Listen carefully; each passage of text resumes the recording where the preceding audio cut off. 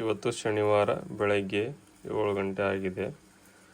ಜಪಾನ್ನಲ್ಲಿ ಮಳೆ ಬರ್ತಾ ಇದೆ.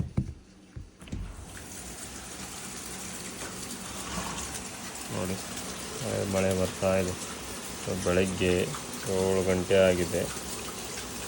ನೋಡಿ, ಇವಾಗ ಜಪಾನಲ್ಲಿ ಬೇಸಿಗೆ ಆದರೂ ಜಪಾನ್ನಲ್ಲಿ ಮಳೆ ಕಾಲಕ್ಕೆ ಮಳೆ ಆಗುತ್ತೆ. ಅದರಲ್ಲೂ ಶನಿವಾರ ಭಾನುವಾರ ಮಳೆ ಅಂತ ಆಗುತ್ತೆ. ನೋಡಿರಿ, ಜಪಾನ್ನಲ್ಲಿ ನಮ್ಮಂಗೆ ಯಾವ ಅಮಾವಾಸ್ಯೆ ಹುಣ್ಣಿಮೆ ಯಾವ ದೇವರು ದಿಂಡ್ರು ನಮ್ಮೋಟ್ ಗಲ್ಲಿಗೊಂದು ದೇವ್ರುಗಳದಾವೆ. ಆದರೂ ನಮ್ಮ ಇಂಡಿಯಾದ ಮಳೆ ಬರೋಂಗಿಲ್ಲ. ಜಪಾನಲ್ಲಿ ಪ್ರಕೃತಿ ಪೂಜೆ ಮಾಡ್ತಾರೆ. ನೋಡಿ, ಪ್ರಕೃತಿನ ಉಳಿಸ್ಕೊಂಡು ಹೋದರೆ ನಮಗೆ ಮಳೆ ನೀಟಾಗಿ ಬರುತ್ತೆ. ಅದನ್ನು ಬಿಟ್ಟು ಆ ದೇವ್ರಿಗೆ ಹರಕೆ ಹೊತ್ಕೊಂಡು ಈ ದೇವ್ರಿಗೆ ಹರಕೆ ಹೊತ್ಕೊಂಡ್ರು ಮಳೆ ಬರೋಂಗಿಲ್ಲ. ಮೊದಲು ನಾವು ಬದಲಾಗಬೇಕು. ಅಂದರೆ ಪ್ರಕೃತಿನ ನಾವು ಕಾಪಾಡ್ಕೋಬೇಕು. ಹಂಗಂದ್ರೆ ಮಳೆ ಬರ್ತೈತಿ. ಯಾವ ದೇವ್ರು ಬಂದು ಏನು ಮಾಡ್ತೈತಿ ನೀವೇ ಹೇಳ್ರಿ.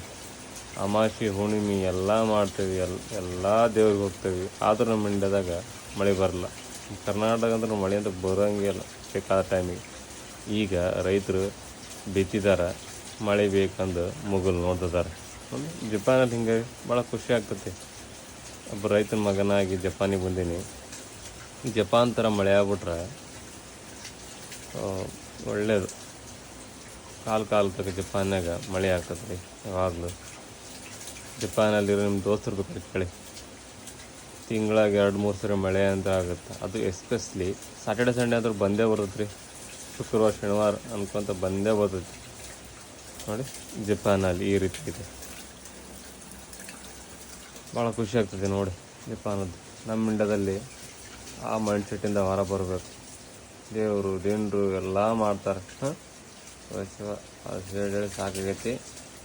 ಈ ವಿಡಿಯೋ ನೋಡಾದರೂ ಬದಲಾಗ್ತಾರೋ ಅಂತ ಗೊತ್ತಿಲ್ಲ. ಪ್ರಕೃತಿನ ಕಾಪಾಡ್ಕೊಳ್ಳಿ. ಗಿಡ ಮರಗಳು ನಡಿ.